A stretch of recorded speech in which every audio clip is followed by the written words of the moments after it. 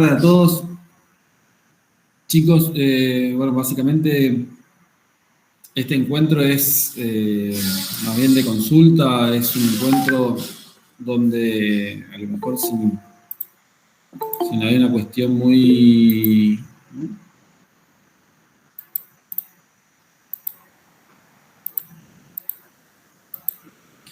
si no hay una cuestión particular, igual vamos a ir viendo algunos temas que a mí me parece que deberían repasar en función al grado de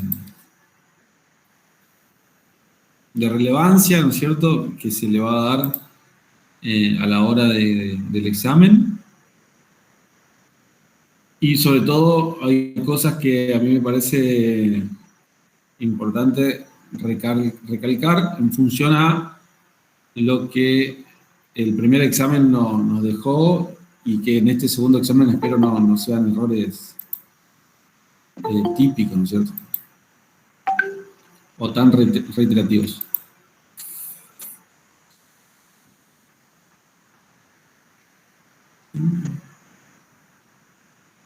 Bueno, ahí estoy hablando con la profesora Sarjanovich. Después de este encuentro enviaremos al grupo un formulario de inscripción como para que, y los temas que se van a tomar, como para que también mañana con ella puedan hacer un último encuentro que les sirva para estar preparados, así el viernes les va excelente. La modalidad del examen lo vamos a cambiar un poco, la trataremos de hacer algo más dinámica, de manera que también nos permita tener una respuesta en términos de corrección mucho más rápida. Así que probablemente sean varios cuestionarios con múltiple opción. Obviamente con los temas bien enfocados y con preguntas que vayan guiándolos a ustedes a la resolución de los ejercicios. Primera recomendación, leer las consignas atentamente. Parece una recomendación hasta sonsa, por así decirlo, pero muchas veces estamos encontrando que se podría haber tenido un resultado mucho mejor si la consigna se hubiese leído con detenimiento, ¿no es cierto?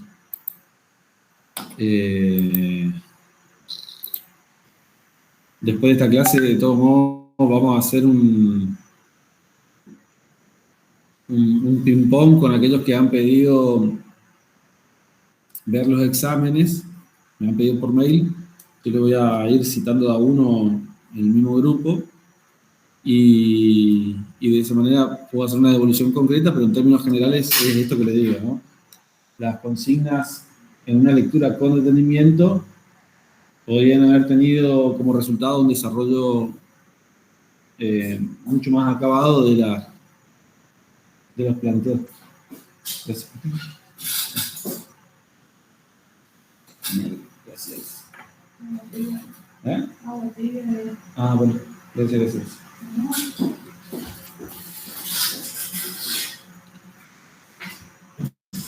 Así que, pero bueno, nada de otro mundo. Hay temas que ya nos quedaron, parecen muy lejos, como mercado de dinero, demanda de dinero, ¿no es cierto? Es importante que ustedes puedan repasar los motivos por los cuales la teoría keynesiana plantea el público demanda de dinero, ¿cierto? Bueno, el mercado financiero en general, la demanda de bonos y la demanda de dinero relacionadas en esta teoría. En lo que respecta a los bonos, el precio o el valor tiempo del dinero, nosotros llamamos tasa de interés, el retorno que ofrece un agente financiero por hacerse o por intermediar los excesos de liquidez que puede llegar a tener otro agente. Eso vendría a ser una recompensa por la inmovilización del capital. Y bueno, cuando conviene retener la liquidez por motivo de especulación y cuando no, eso ya es algo que lo hemos hasta discutido para el primer parcial, ¿no es cierto? Lo importante es volver a refrescar los motivos por los cuales se demanda dinero en la economía y ver cómo repercute esto en términos de las variables que influyen en el mercado, ¿no es cierto? Cómo la renta influye en el mercado, por qué la tasa de interés. Y luego ya vamos al modelo ISLM. Es muy importante que ustedes repasen cuáles son cuál es el desarrollo del modelo, de dónde surge la curva IS y de dónde surge la curva LM, de manera que a partir de ahí poder desarrollar las variaciones que tienen estas curvas, los desplazamientos que tienen estas curvas, ante cualquier modificación de una de las variables, y así volver a un punto de equilibrio general. O sea, un punto de equilibrio general quiere decir un punto de equilibrio conjunto de los dos mercados, mercado de bienes y mercado de dinero o mercado monetario. ¿Sí?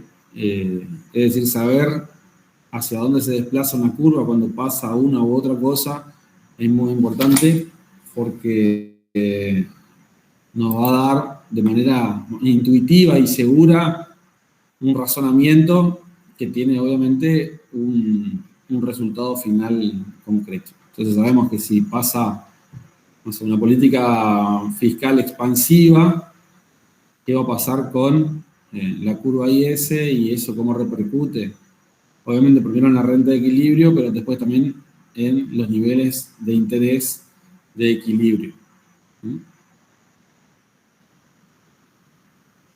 ¿De qué se trata el efecto expulsión? ¿De qué se tratan, digamos, ese tipo de desarrollos que lo vamos a tomar? Este examen es más corto que el anterior en términos de resolución, porque ustedes, si hacen un repaso entre hoy y mañana, se van a dar cuenta que los temas son más bien teóricos y enfocados a cuestiones más concretas y que vendrían a ser esa vuelta de tuerca a los modelos que venimos desarrollando del primer parcial o del primer día. Pero como justamente lo venimos desarrollando desde hace bastante tiempo, ya nos enfocamos en cuestiones más concretas, ¿no es cierto? Bueno, obviamente se va a tomar, repasen ley de Okun, repasen las versiones de la curva de Philip y en teoría del crecimiento,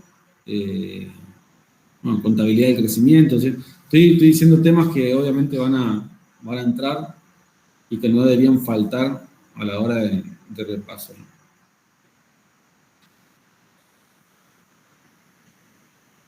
Y finalmente hay un tema que a mí me parecía importante detenernos un poco más,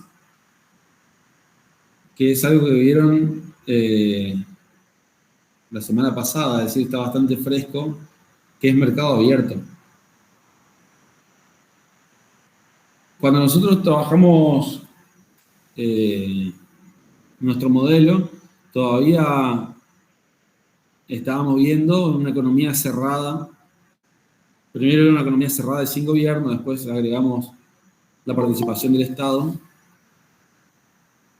Y ahora, obviamente, agregamos la participación del resto del mundo. Esto pone en juego la balanza comercial.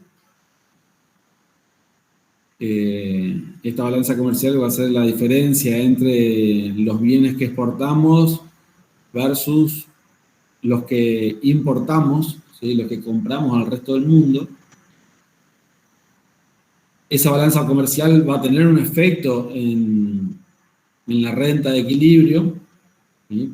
Por un lado, porque uno de estos componentes forma parte de la oferta agregada y otro de esos componentes forma parte de la demanda agregada, ¿sí? Las exportaciones son términos de la demanda, es decir, el resto del mundo está demandando bienes que nosotros producimos, y las importaciones son parte del paquete que se ofrece dentro del mercado en el que nosotros operamos. Entonces, nosotros vamos a tener en cuenta, obviamente, que si estamos buscando el equilibrio y lo vamos a terminar aproximando al Producto Bruto Interno, quiere decir lo que se produce dentro del país, vamos a quitar el componente de importación a la fórmula y nos va a quedar como el consumo más inversión más gasto, más exportaciones netas, o XN, como también la bibliografía lo cita, ¿no es cierto? Que serían las exportaciones menos las importaciones. Las exportaciones nosotros las vamos a entender autónomas, pero las importaciones las vamos a entender en términos de los niveles de renta. Es decir, que cuanto mayor sea la renta nacional, mayor van a ser los niveles de importación, o sea, las cantidades que se quieran traer del resto del mundo hacia el mercado interno. Obviamente también va a depender del tipo de cambio de ese momento, que en principio si lo tomamos como un dato dado, estaríamos solamente incorporando a nuestra función de ingreso de equilibrio sin ese componente, ¿no es cierto? Pero sí tiene algún tipo de reacción o sensibilidad a los niveles de renta. Las exportaciones, por supuesto, también van a tener que ver con la renta del mundo en este caso, es decir, la renta de los países, de otros países, y va a estar también en función al tipo de cambio. En ambos casos, bueno, en ambos casos la renta sería en términos positivos y la exportación en términos positivos cuando hablamos del tipo de cambio y la importación en términos negativos. A ver, por decir algo, ¿no? Y a mí me gustaría que ustedes tengan una respuesta al respecto. Nosotros todos los días nos preguntan qué pasaría si se abre el puente de Encarnación. Para los que viven en Posada, conocen el mercado posadeño. ¿Qué opinan ustedes? Si yo pregunto el viernes eso en el examen, ¿qué responderían? No va a ser pregunta de examen, pero ¿qué responderían? Se importarían mucho más productos de Paraguay, porque la gente va a comprar allá y trae los productos acá. Yo diría que la demanda, digamos, la demanda acá de la ciudad bajaría, disminuiría.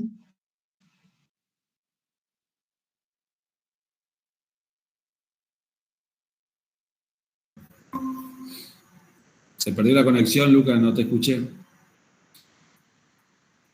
No, que dije que las personas de Posada, de la ciudad de Posada, de los alrededores, por ejemplo, acá yo soy de Alem y suelen ir mucho a Paraguay también, comenzarían a importar muchos productos de Paraguay, sería porque van, compran allá y los traen acá a Argentina, ya sea para su uso, para su venta, etcétera.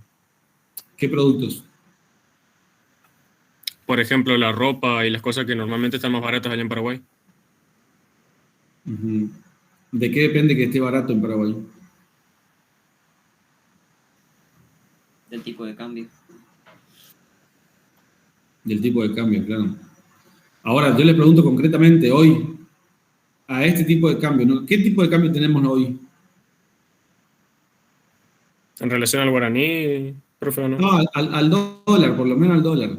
Y al dólar como 150. Redondo. Y un poco más también. Seguramente. 158 más o menos. Por eso, si alguien tiene dólares a 150, me avisa, yo voy, compro Alejandro dice 164. Está más o menos ahí. Ustedes fíjense, hagan un cálculo rápido. El que le llaman blue nunca va a estar menos de lo que mostraría en pizarra por parte de los bancos comerciales, más el 60%, ¿no? Es más 30 impuesto país y más 30 percepción de ganancias. Encima que es más difícil recuperar ahora, entraría en el esquema de costos. Por lo tanto, si está menos de 160, porque 100 pesos estaba prácticamente el tipo de cambio oficial, no le vamos a agarrar tanto, ¿no? Está en 160. Ahora, ese tipo de cambio, a nosotros, ¿qué nos permite tener respecto a Paraguay? ¿Nos permite ser baratos o ser caros a los argentinos? ¿Los productos argentinos son baratos o son caros respecto a Paraguay?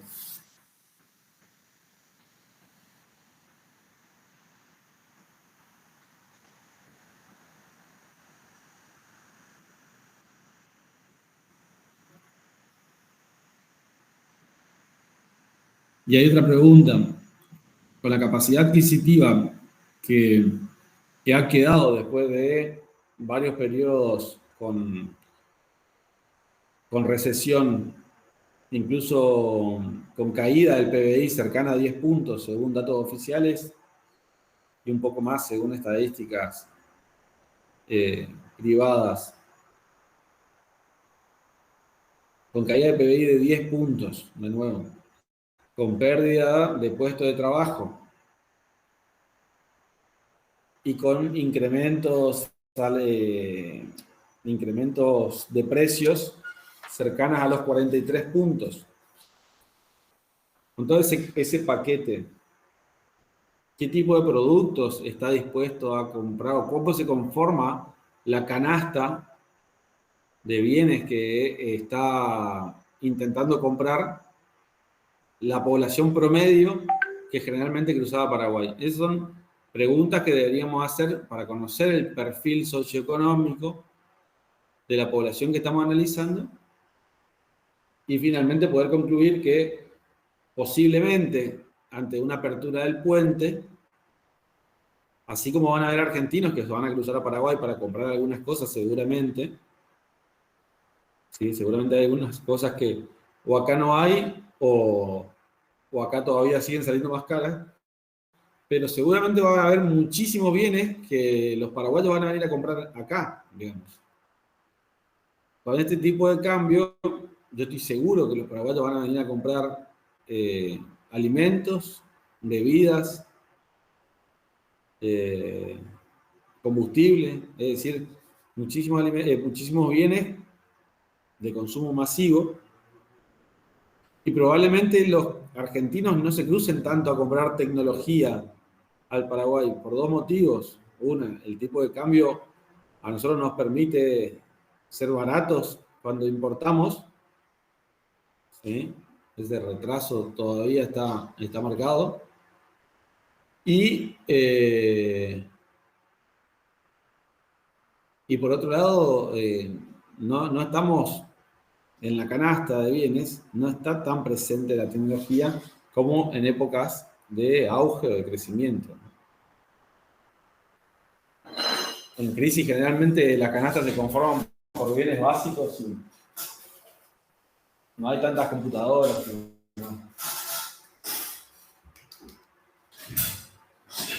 Si ustedes cotizan en Paraguay hoy un iPhone, por así decirlo, un bien que es caro, digamos, y que es importado, y cotizan en Buenos Aires algún importador mayorista, y probablemente en Buenos Aires esté más barato, por cómo están dadas las circunstancias en este momento. ¿Qué quiero decir con esto? Que hasta incluso en esos bienes que nosotros acostumbramos a comprar enfrente, que además tiene la dificultad de que tengo que comprar al contado es decir, con la plata en la mano o con tarjetas, pero en un solo pago. No solamente que lo vamos a encontrar acá más barato, sino que acá más barato y con financiación. Entonces, hasta en esos casos, estoy seguro que sería más conveniente o por lo menos nos haría dudar el ir, cruzar y comprar allá. La conclusión es que más allá de lo sanitario y hablando de algo estrictamente económico y comercial, no sé si es tan perjudicial la apertura del puente, dadas las condiciones como están dadas. ¿Sí? Así que eso vamos a estar analizando en una economía abierta. Yo en la economía abierta me estoy encontrando en el práctico, ahora voy a buscar en el Drive.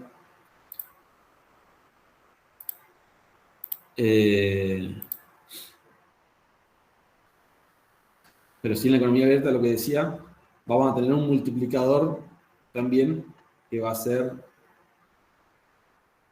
menor al que veníamos trabajando, ¿no?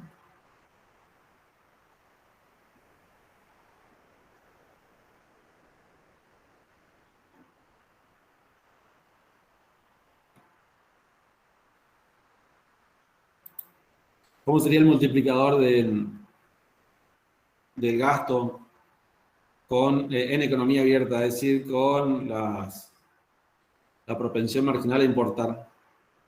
Mientras yo busco el práctico. ¿Alguien puede comentar, puede desarrollar?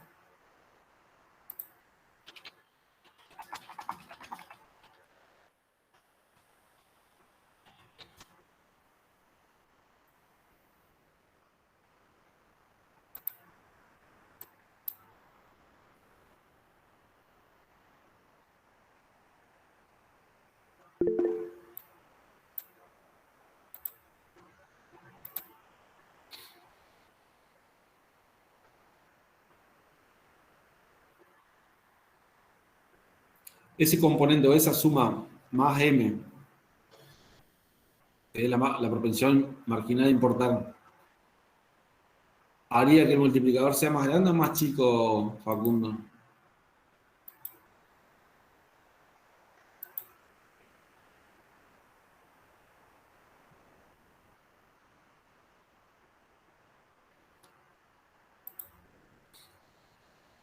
Facundo en el chat puso un desarrollo que él propone. A ver, acá está.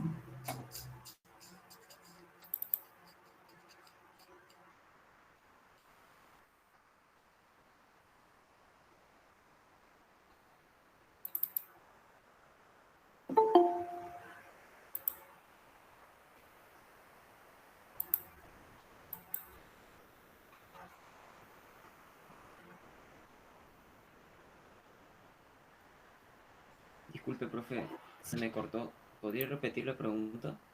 Ah, sí. Que esa propuesta que haces vos te daría como resultado un multiplicador más grande o más chico que en una economía cerrada. ¿Va a disminuir?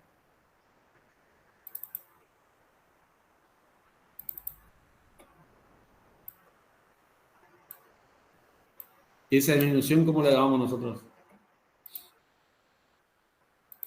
¿O a esa disminución a qué estaría asociada? Nosotros tenemos que tener en cuenta, por ejemplo, a ver, si planteamos una política pública, un aumento del gasto público. Un aumento del gasto público, nosotros lo tomábamos como un incremento de la demanda agregada. El incremento de la demanda va a significar un incremento del ingreso, y el incremento del ingreso va a tener una repercusión sobre el consumo, pero no en forma total, sino que en función o en los términos de la propensión marginal a consumir, ¿no es cierto?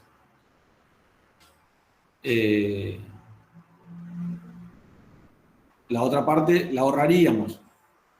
Eso sería un efecto que nos va a ir dando un incremento no íntegro, no total. Ahora, cuando nosotros tenemos una economía abierta, cualquier política pública expansiva que estemos planteando va a tener también una repercusión sobre la demanda de bienes importados, ¿sí? Porque está en función a la renta. Aumenta la renta, aumenta el consumo y aumenta la importación. Entonces,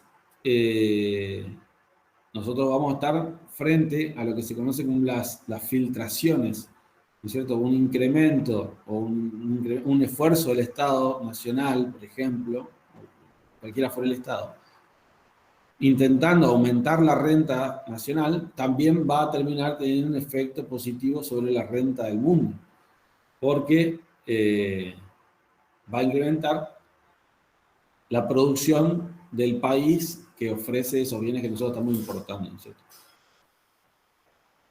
Entonces, en términos internos, la repercusión o el efecto final que va a tener una política pública va a ser menor porque justamente se dan estas filtraciones. Bueno.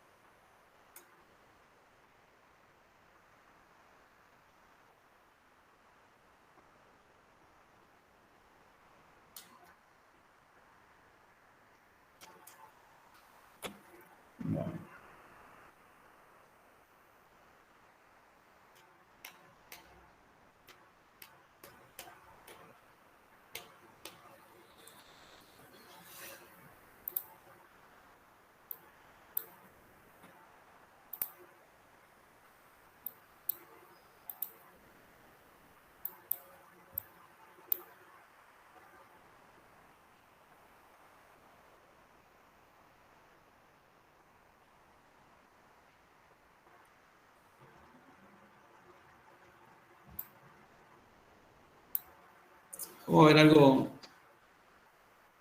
algo de práctico.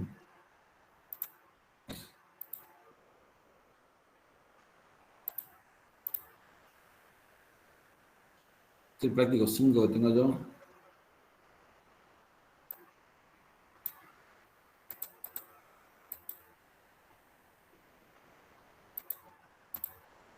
Sí, el ejercicio número 6 lo que me dice, si el consumo, no, me da una función de consumo, ¿sí? Donde la propensión marginal a consumir es 0,8.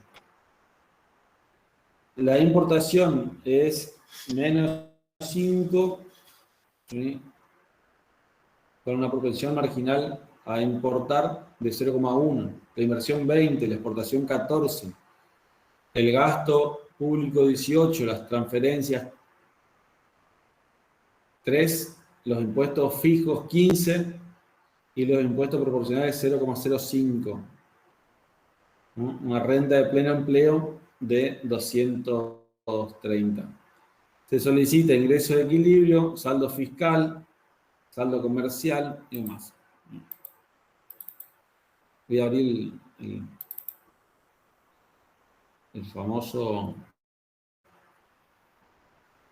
Excel. ¿Sí?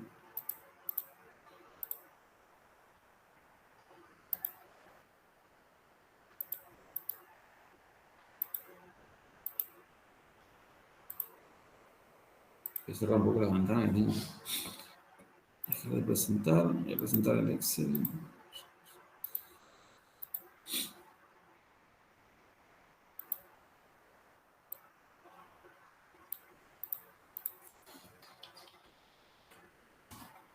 El ejercicio 6.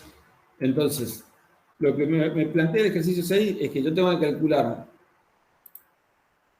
¿sí?, los componentes autónomos de la demanda.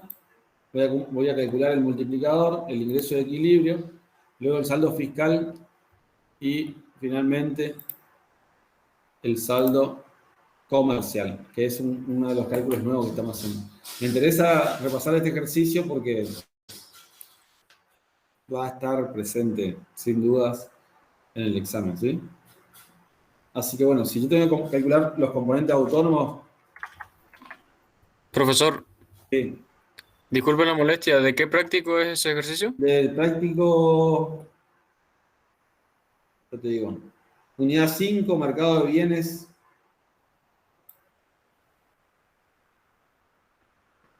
Perfecto, gracias, profe.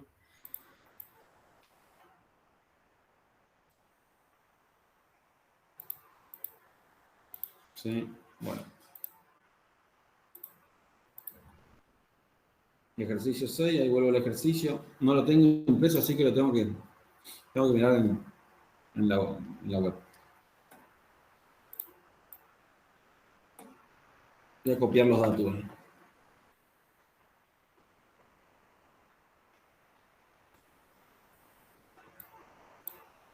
Entonces, los componentes autónomos, voy a empezar con el consumo. 15 más, ¿qué otros componentes tengo?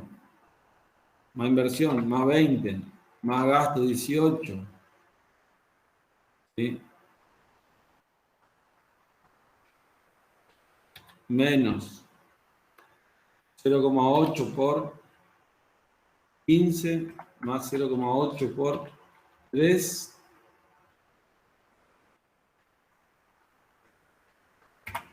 más 14. ¿Sí?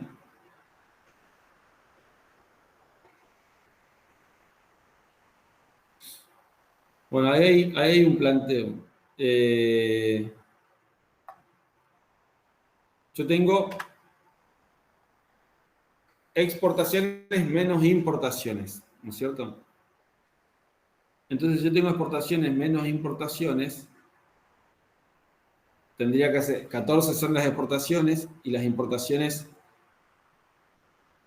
serían menos 5. Entonces, menos 5. ¿Está bien?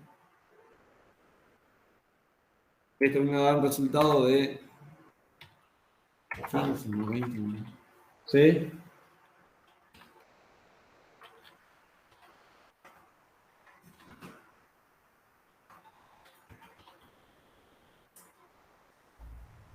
¿Vale?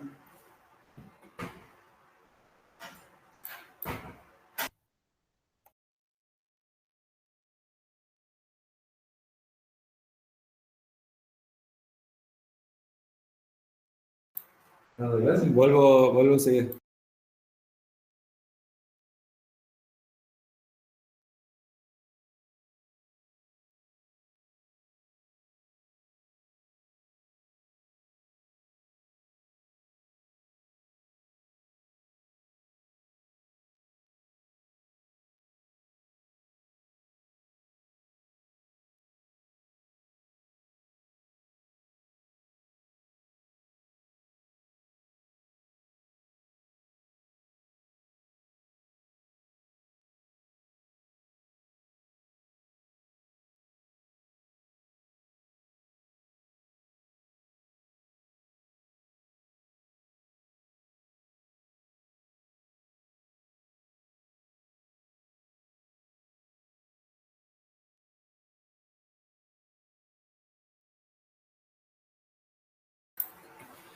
Ahí está de nuevo.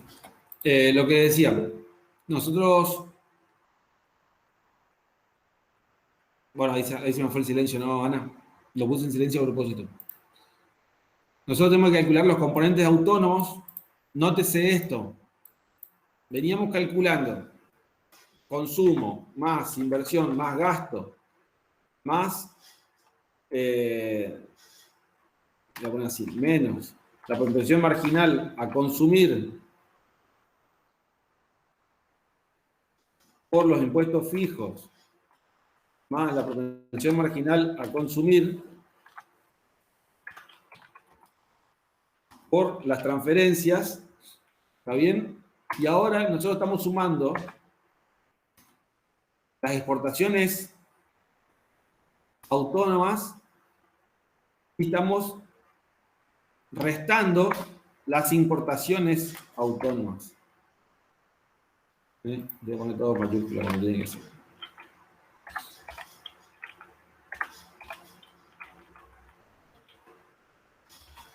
El tema que nosotros tenemos que tener en cuenta es que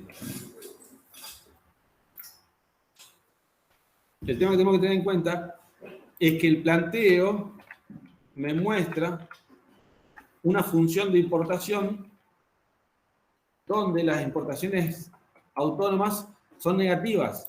Por lo tanto, lo que hice para que se note la maniobra es a las exportaciones autónomas, o sea, a las 14, le resto el valor negativo de las importaciones, por lo tanto, o sea, menos por menos es más. Yo voy a terminar sumando el 5, sería 14 más 5 como efecto final, digamos, de la cuestión. Fíjense que cuando yo hago el cálculo, en la celda donde desarrollo lo numérico, pongo al final 14 más 5, en vez de poner menos 5, ¿no? Y finalmente me da 62,4. ¿Qué estaríamos diciendo cuando hablamos de componentes autónomos? Nosotros estaríamos partiendo en dos la función de ingreso de equilibrio y todo lo que no sería multiplicador son componentes autónomos, ¿sí? ¿Por qué hago esta aclaración? Porque he visto que en el primer examen, cuando se hablaban depende de la fila, ¿no? Donde estábamos desarrollando, cuando se hablaba de los componentes autónomos, algunos planteaban que eran solamente consumo, inversión y gasto, no así las transferencias en la medida de la propensión marginal a consumir, ni los impuestos fijos en la medida de la propensión marginal a consumir. Y entonces repetían el desarrollo del cálculo, ¿está bien? Entonces sobreestimaban los componentes autónomos, a eso multiplicaban, obviamente, por el multiplicador del gasto, y nos terminaba dando un ingreso de equilibrio por encima del que realmente estaríamos buscando, ¿no es cierto? En este caso, el multiplicador, como bien nos decía Facundo, va a estar dado por, bueno, lo voy a hacer así como escribiría en un pizarrón, 1 menos la propensión marginal a consumir, esta en términos de la parte que no dirigiríamos a los impuestos proporcionales, ¿sí?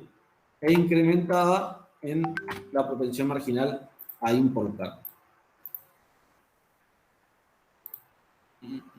Ahí está. A nosotros nos daría esto, a ver, sería 1 menos 0,8 por 1 menos, creo que en algún lado estaba, 0,05 más 0,1, que sería propensión marginal a importar, ¿no?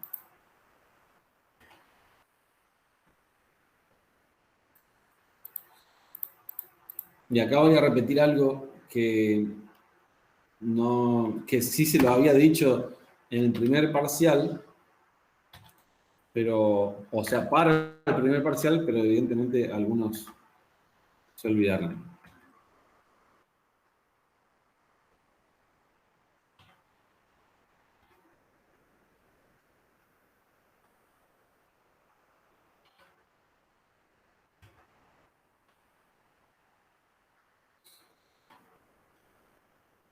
Mi multiplicador me da 2,94. Cuando nosotros planteemos en un caso, en cualquiera sea el práctico, y sea economía abierta, cerrada, lo que sea, una modificación de algún elemento del multiplicador para calcular el nuevo ingreso de equilibrio, y eso hay que tatuarse, para calcular el nuevo ingreso de equilibrio no puedo buscarlo o no puedo trabajar con variación del ingreso de equilibrio. Lo que tengo que hacer es la búsqueda o el recálculo de todo el ingreso de equilibrio, es decir, plantear los componentes autónomos por el nuevo multiplicador entero. ¿Por qué? Porque si ustedes modifican, o sea, si hay una modificación del componente autónomo, es decir, aumento el gasto en 10 pesos y disminuyo los impuestos proporcionales en un punto, entonces en vez de ser 0,05 ahora es 0,04. Es decir, 4%. si yo si yo hago el cálculo, variación de ingresos sería 10 por multiplicador nuevo, el efecto multiplicador modificado estaría teniendo solamente impacto sobre la variación de los componentes autónomos y no sobre todos los componentes autónomos. Y eso no es así. Entonces, lo que se plantea cuando hay alguna modificación de un componente, de algún elemento del multiplicador, sería los componentes autónomos nuevos, y si son los mismos no importa, por todo el multiplicador, ¿sí? Entonces, el efecto va a ser completo. No sé si se me entiende. Se modifica algo del multiplicador, el ingreso de equilibrio prima no lo buscaría con variación de ingreso de equilibrio, sino lo buscaría con el recálculo completo. Bueno. ¿Qué más tengo que buscar? Tengo que buscar, bueno, el ingreso de equilibrio. El ingreso de equilibrio será igual componente autónomo por multiplicador. 183,50. Ahora, saldo fiscal. Importante.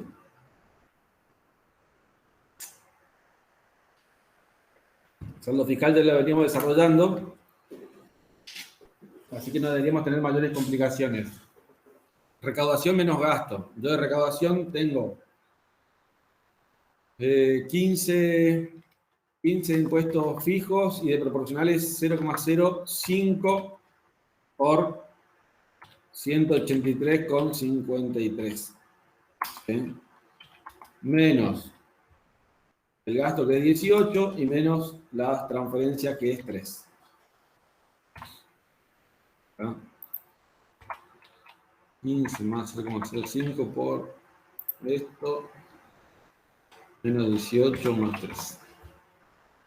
El saldo, a ver.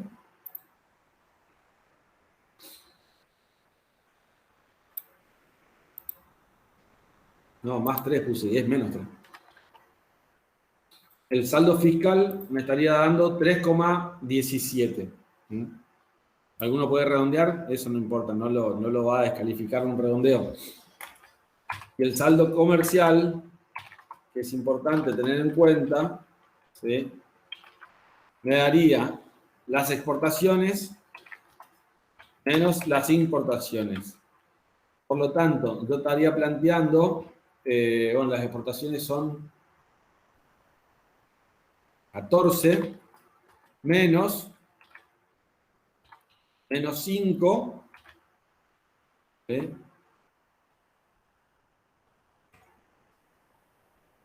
Así, menos 5 más 0,1 por 183,53. ¿Está? Esto sería algo así como 14 más 5 menos 0,1 por el ingreso de equilibrio. Me daría 0,65 aproximadamente. Fíjense cómo pongo el paréntesis, porque si yo no pongo así el paréntesis, a mí me quedaría la regla de los signos de manera errónea. ¿Está? Entonces, con el paréntesis de esta manera, yo estaría aplicando una buena propiedad distributiva y al 5 se transforma en positivo y el componente variable de las importaciones sería negativo dentro de este esquema. Ahora, no siempre las exportaciones tienen una ordenada al origen negativa. ¿Está? La función puede partir de 0, puede partir de algún punto positivo, lo que sea. No necesariamente es negativo. ¿Está?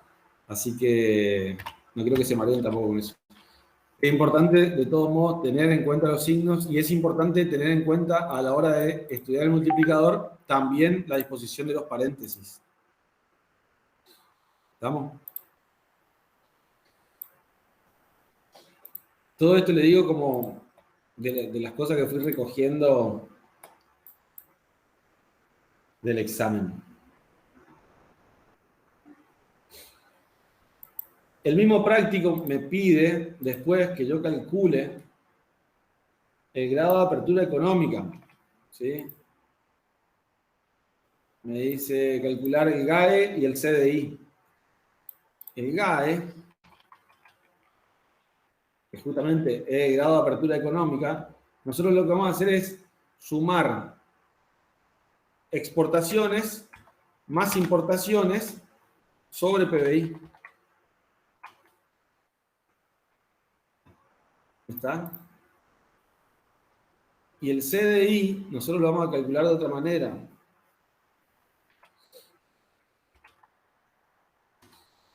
El CDI solamente van a ser, ¿sí?, las importaciones sobre PBI. CDI significa coeficiente de importación. ¿Sí? Las importaciones sobre el PBI.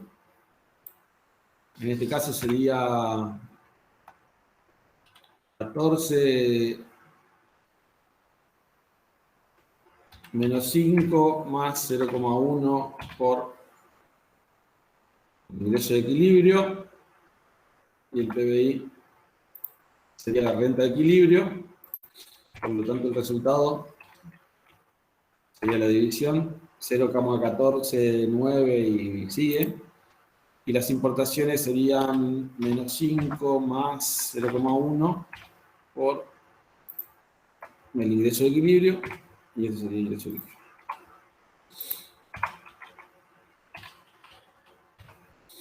$0,072, etc. ¿Está bien? Grado de apertura económica, coeficiente de importación. Grado de apertura económica significa cuánto del PBI estaría siendo representado por el mercado internacional, tanto hacia afuera como desde afuera hacia adentro. ¿Sí? Profesor, Sí.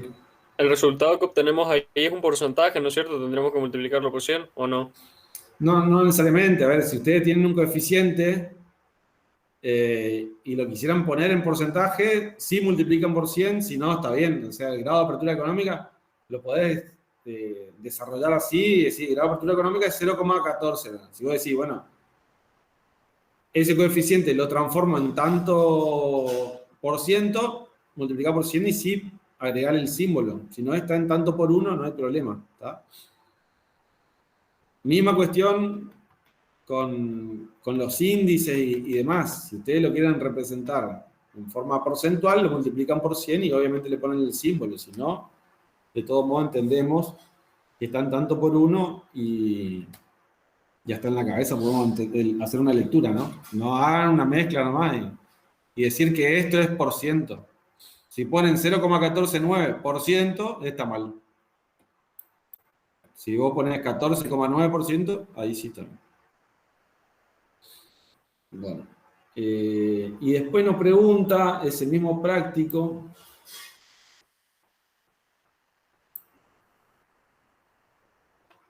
El práctico nos dice. No, copié lo mismo. El práctico nos dice: si el país tuviese asesores post-keynesianos, dice, aplique la política que aplicaría el país. Bueno, enuncie, la podemos poner acá, enuncie la política que aplicaría el país a través de las modificaciones numéricas necesarias. Bueno, lo que nos plantea es, si tenemos asesores post-keynesianos, que lo que nos van a decir los asesores post-keynesianos básicamente es que deberíamos aplicar políticas públicas expansivas o contractivas para alcanzar el pleno empleo o tener niveles de desempleo cercanos al desempleo natural friccional, ¿no? Por lo tanto, deberíamos comparar el PBI potencial, el PBI de pleno empleo, que habíamos dicho que estaba rondando los 230, ¿sí?, versus el ingreso de equilibrio. era igual a 183,53. ¿Está bien? Entonces, como nosotros sabemos que el ingreso de equilibrio es menor, acá lo que vamos a ver que el PBI potencial va a ser mayor al ingreso de equilibrio. Lo que tenemos que hacer es una política pública expansiva o contractiva, chicos. ¿Qué les parece?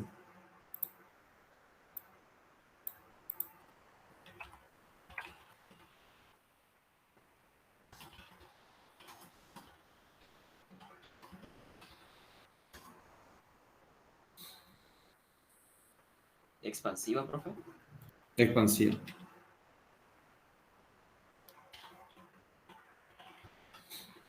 Por ejemplo, ¿qué harían?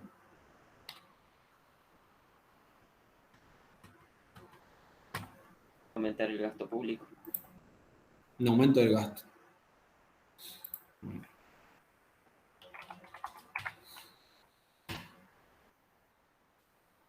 Aumento de gasto, por ejemplo.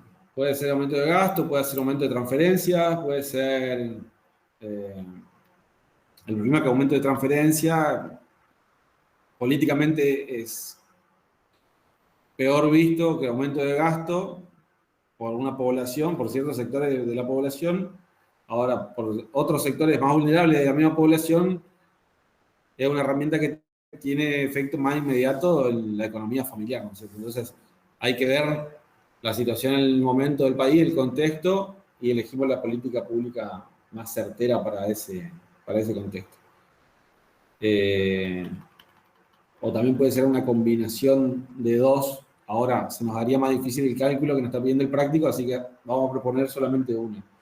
Ahora, nos dice el práctico, danos los números del aumento del gasto para que vos llegues al pleno empleo. Entonces, ¿cuánto debo aumentar el gasto para alcanzar el ingreso de pleno empleo? Eso básicamente me está diciendo la consigna, ¿no?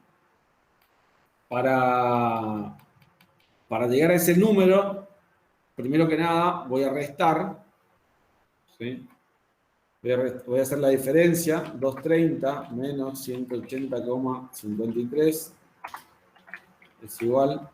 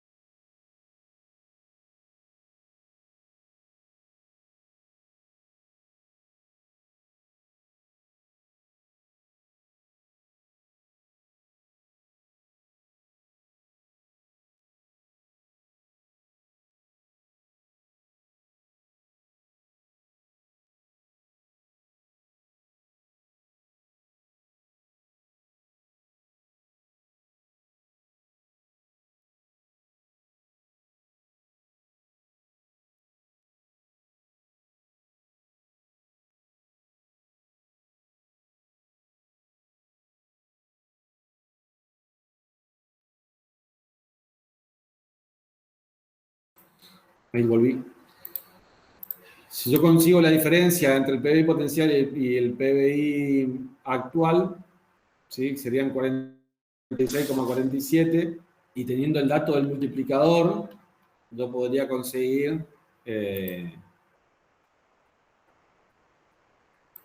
cuánto debería modificarse cuánto debería modificarse el gasto para alcanzar ese número, ¿no? Entonces sabía que el multiplicador era 2,9, entonces la variación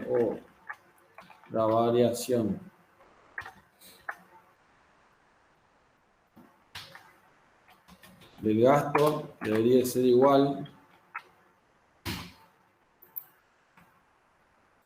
a 46 dividido 15,8. ¿Sí? De esa forma nosotros llegamos a obtener un ingreso de equilibrio prima igual al ingreso potencial, que va a ser 230. ¿Estamos?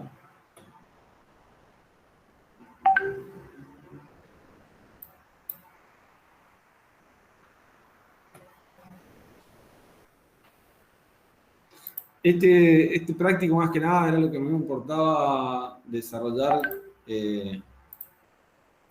principalmente porque son del tipo que se dan en los exámenes, ¿sí? Ya sea en instancia de promoción como en instancias finales. Así que bueno, básicamente era eso. Yo le decía, más que nada clase de repaso, se iba a plantear algo, un tema concreto que lo fueron viendo. Y bueno, quedamos a disposición. De todos modos, obviamente el teléfono está abierto para cualquier tipo de consulta que ustedes tengan. Y si les es más fácil hacerlo por mail, lo hacen. El tema es que a veces por mail la respuesta a veces llega menos rápida, ¿no? Es más práctico por WhatsApp. Así que, bueno chicos, no sé. De nuevo, me pongo, ¿qué dicen? ¿Cómo sería la respuesta? La pregunta B.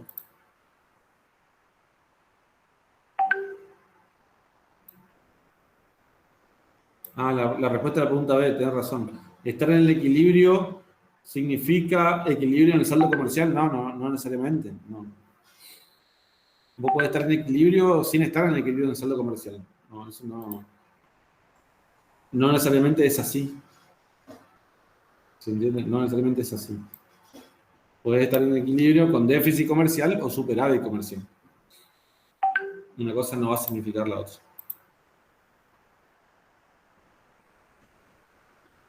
Profe, una pregunta. ¿Sí? ¿De práctica entonces entraría solo esto o algo más? No, básicamente digo, porque es un tema, sobre todo porque un tema que no lo vieron conmigo, no tuvimos la oportunidad de verlo. ¿Sí? Yo quería desarrollar esta cuestión. Pero, ¿y qué otra cosa de práctica puede haber? No sé. A ver, déjame pensar.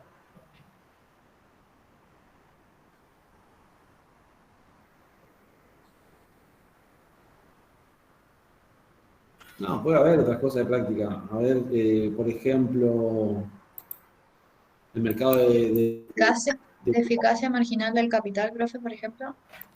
eficacia marginal de capital, sí. Es más conceptual, de todos modos, vos tenés que entender que la eficacia marginal del capital, también conocida como tasa interna de retorno, es una tasa que se mide con los rendimientos de un proyecto productivo que uno está encarando, una inversión en concreto, en función a los flujos de fondos que se plantean. Para que ustedes calculen una tasa interna de retorno en un ejercicio práctico, lo tienen que hacer por aproximación. Y la verdad que necesitarían de una calculadora financiera si quisiéramos que lo hagan en menos de 30 minutos. Va a ser medio difícil que le pidamos algo así. Lo que sí le podemos dar es una tasa marginal, o una tasa interna de retorno, la tasa sí, la tasa interna de retorno, la que plantea Keynes, y ustedes compararla con otra situación, digamos, con una tasa de interés, por ejemplo, de mercado, y ver si es conveniente invertir o no, eso lo van a saber o tomar un préstamo o no. Eso va a depender de que si la inversión la hacen con capital propio o con capital prestado, ¿no? Si vos lo estás haciendo con un capital prestado y la tasa interna de retorno es menor a la tasa de interés, entonces la decisión sería no invertir porque te va a salir más caro devolver el capital que lo que te va a generar ese capital en términos de ganancias. Es decir, no solamente que las ganancias las vas a llevar al banco, sino que además de las ganancias, algo de plata vas a tener que poner. Y por otro lado, si vos tenés el capital y tenés que invertir, calculando la tasa interna de retorno, sería la tasa de ganancia de esa inversión, la tenés que comparar con una tasa que te ofrecería la inmovilización de capital en una opción alternativa, que puede ser otra tasa interna de retorno o puede ser una tasa de interés de un plazo fijo, por lo menos. De nuevo, si la tasa interna de retorno es menor a plazo fijo, la decisión sería no invertir en ese proyecto, sí inmovilizarla en ese plazo fijo, ¿tá? Porque te daría más plata. Nosotros siempre estamos hablando de agentes económicos maximizadores. Cuando yo digo tasa interna de retorno, de eficacia marginal del capital, es lo mismo.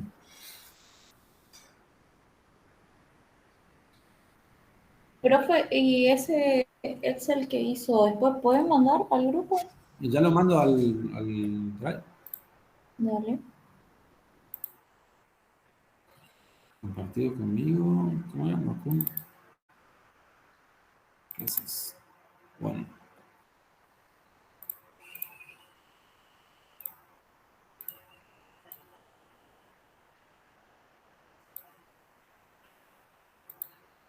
Ahí está subido.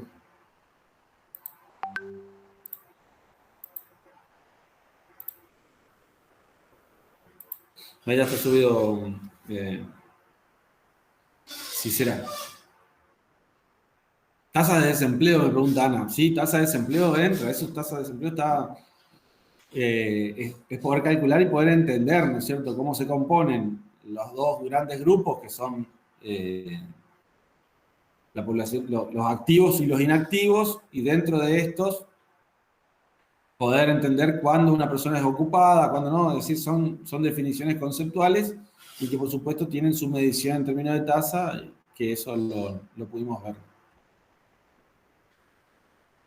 Ahí no hay mucho para repasar, sino que hay más para leer y profundizar. En el Excel ese que le pasé, de hecho, están las tasas. Pero eso sí va a entrar. Le puedo preguntar, dados estos datos, ¿cómo se lo computa a una persona que cuando fueron a hacer la entrevista estaba en su casa o estuvo en su casa la semana anterior en la entrevista? ¿Sí? Y cuando le preguntaban por qué estaba ahí, si trabajaba, si no, dijo que sí, porque estaba en una licencia médica por COVID. Ese que es empleado, o sea, ocupado, desocupado, inactivo, ¿de qué se trata? Y bueno, la pregunta es, si estaba de licencia porque es ocupado, pero está de licencia médica, bueno, sigue siendo ocupado. Bueno, ese tipo de razonamientos se pueden hacer. No nos vamos a escapar de eso. ¿Está bien?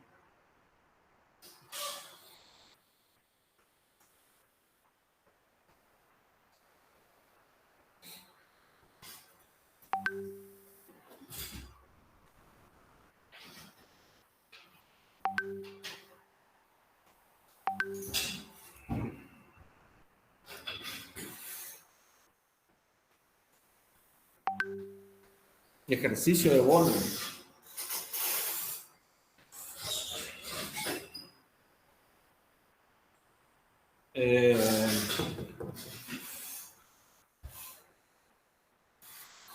Podemos plantear un ejercicio de bono. Lo que podemos hacer, a ver cómo vamos a hacer. Porque tengo que ir a una reunión ahora. Enseguida tengo que mostrar los exámenes a los chicos que me pidieron.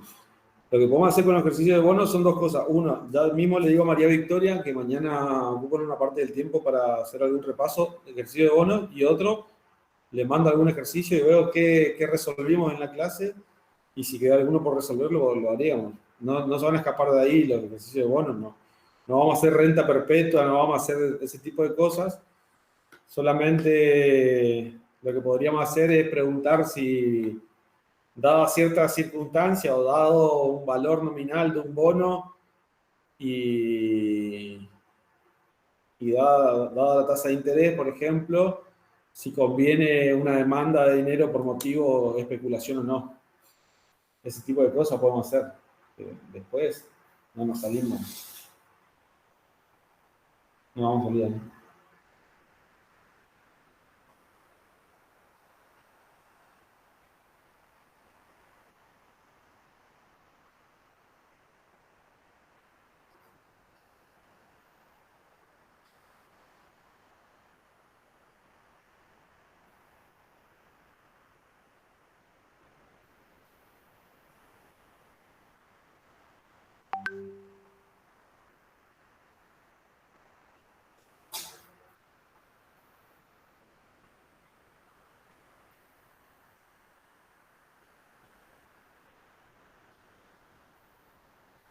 Bueno, así que ahí ya le digo a María Victoria.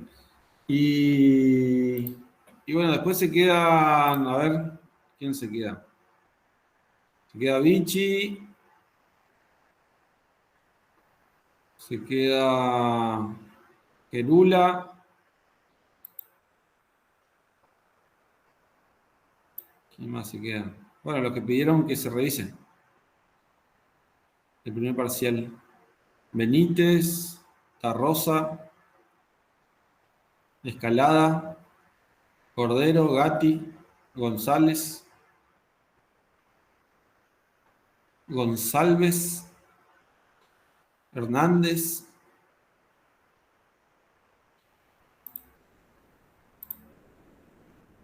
Y si no están presentes, me avisan por WhatsApp después y lo vemos tranquilo, no hay ningún problema. Hay tiempo para revisar eso y para ajustar lo que haya que ajustar y si hay algún error, incluso en la corrección, estamos abiertos a esa situación y a esas circunstancias. Así que, nada, invitarlos a que podamos discutirlo y resolverlo. Les dejo, chicos, y les deseo suerte. Nos estamos viendo y de nuevo queda abierto el teléfono para cualquier tipo de consulta que quieran hacer de ahora en adelante. Gracias, profe. Bueno, chau, chau.